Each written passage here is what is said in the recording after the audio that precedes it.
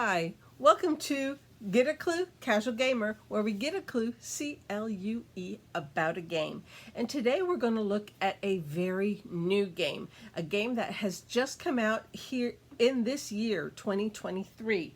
And it is called, I'm going to call it Savernake Forest. Some people are trying to pronounce it Savernake. If you followed English pronunciation, correct pronunciation, it should be Savernake, but that doesn't sound right, and no one seems to really know how it's supposed to be pronounced. If you actually know this location, it's supposed to be a real place, you can let me know how it is that it should be pronounced, but I'll be pronouncing it Savernake Forest. Savernake Forest is a 2 to 4 player game. And so let's get a clue about it. C for components, what are you going to find when you open this box? L for length, how long does this game take to play? U for uniqueness, does it remind me of any other games? And E for ease, how easy is it to learn, teach, play? How easy is it to find, and how easy is it on your pocketbook? So today, C for components. Oh my goodness, it's one of those games that comes with a plethora of languages when it comes to the rules, which actually I really like, and I'm looking at this going, I've been toying with the idea of doing a few, like once a month or something, do a Spanish version of one of these videos, but it needs to be a game that has the instructions in Spanish and can be played without a bunch of English wording and stuff on the components.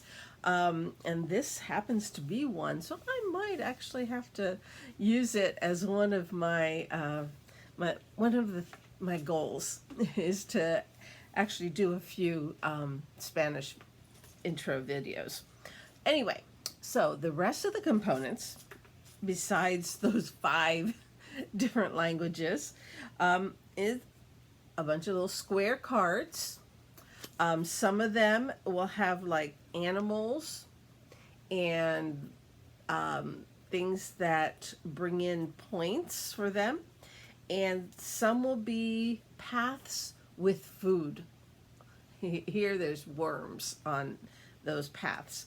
And so that's basically what the cards are a combination of, some have animals with what kind of food you can score points that they eat, and then paths where you will be feeding them. And then there's this little board, which is the rooster, the water droplets, the stones, I don't know, I'm not sure because I haven't played it yet. I just got it this week, and then well, it's like this is the armadillo, and then the bunny, which is I think the animals, if I remember correctly. There'll be cards underneath them. The first 3 will be path cards. Yes, and the last one will be the animal cards. I knew there was something different. But also, this space will have a bunch of little droplets, which is the other thing in this box. Another component, we have the big rooster. For the rooster, oops, I just dropped a leaf. Ooh. And we have a bunch of little wooden pieces. Really carefully cut too. A little maple leaf there. Let's see what else we got in here. Okay, we have different kinds of leaves.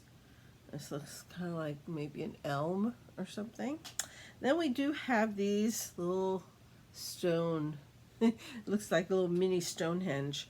And then we have the water droplets. And so we have a bag that's got all of these in it. Let me put these back in, all of them, so that they don't get lost, because that's their storage as well. And with the rooster. The rooster's huge. It's in here, but the rest of them really don't take up that much space. Let me take the rooster out to show you again. I mean, all those little pieces fit right in that little bit. And to tell you the truth, that's all you're going to find inside this box. The cards, the instructions, this board, which also the other side turns into a scoring board at the end of the game. This bag with all those little wooden pieces, and that's it. A pretty inside the box. You know, it's pretty in there. But that's it. Those are the components in this box. So I'm going to put these back in here so I don't misplace them. Okay, so L for length. Well, whoops, you know, I didn't like it. This is one of those that does not have the oh, it does have it there. Okay, here we go. 2 to 4 players, takes about 30 minutes, they say. Again, like I usually say, if it's a new game and you're learning the game and you haven't played it off a lot, probably add some more time. So let's say up to 45 minutes until you get to know how to play it really well. So 30 to 45 minutes play time for length of play. U for uniqueness. Well, the gameplay is you will be choosing animals and starting a trail after the animals that hopefully will include food that they will eat, because that will give you points. And the water drops will make a type of food on their card worth 1 more point than normal. If it's a 0, it's a 1. If it's a 1, it's a 2, that kind of thing. And yeah, that's it. It's going to end up being a 4x4 grid. So it's not big. It's 4 cards by 4 cards. Quick game. And let me get the English thing out here. Just so you see, this is kind of like the setup. You have the paths and the animals, the water drops, the little stone things, and the rooster. And then this is the stack for the paths, and this is the stack for the animals. And then at the end, you'll end up having a 4x4 grid. So it's a tile laying game. So yeah, it's one of those tile laying games that I love so much. And let me see, there was I think another mechanism in here as well, but pattern building tile placement. It's pattern building tile placement, which is my favorite type. It is a light game, not considered even medium light. It's a light game. And let's see, the designer, Rodrigo Rego, is apparently Brazilian. I have no information about the artist, whose name is Núria Aparicio. There's absolutely no information on Board Game Geek about this artist. But Rodrigo has done some other games, but none that I would recognize. So, well, let me see, actually. Let me pull it up. He's got some that are called in other language, in Portuguese. And I'm looking, yeah, no, I don't recognize any of these other games. So for me, he's a new designer. Let's see, again, it's a tile placement, pattern building. There's so many games like that out in the hobby world, not in the regular world, in the mass market. The closest you have is dominoes. That's the closest you would have. It's tile placement, and there's pattern building because you're matching up, you know, the numbers, the pips. Okay, so uniqueness, it's very similar to, it has a mechanism that's very popular in the hobby world, but not seen often in the regular world. E for ease. How easy is it to learn, teach, play? Well, I've basically given you the instructions already. Of course, you've got they explain the different aspects of the animal cards, and then of course an example of what would be right or wrong with the paths. This is what the setup looks like, and this is the beginning around your turn, and what is a path, and then taking a card. What does it mean to take one of these 4 types of cards at the top of that thing, and the end of the round, the end of the game, and scoring. It also has sample pictures of the different animals that will be on the different cards. So just so that you know what type of animal it is. Might learn a little bit. So ease to learn, teach, play. It's really a light game. It's not a complicated game.